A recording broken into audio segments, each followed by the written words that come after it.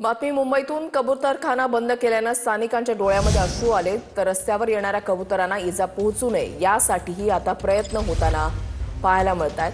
जैन समाज आणि पक्षीप्रेमींनी एकत्र येत रस्त्यावरील कबुतरांना हटवलंय।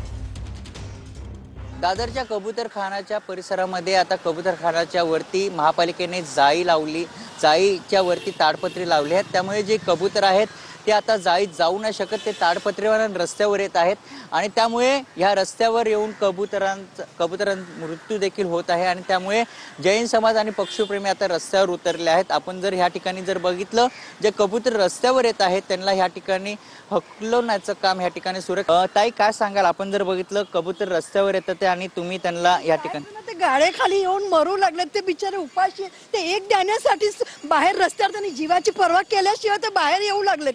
आम्ही त्यांना गाड्याखाली येऊ नये म्हणून आम्ही त्यांना हे करू लागलो। आपण मनुष्य आहे, पंचेंद्रिय आपल्याला मिळाले तर आपण सगळं करू शकतो आपण, आणि आपण यांची मदत नाही करणार तर कोण करणार? आपल्याला जगण्याचा हक्क आहे तर त्यांना पण जगण्याचा हक्क आहे। कॅमेरा रोशन गायकवाडसह मयूर जाधव, TV9 मराठी, दादर।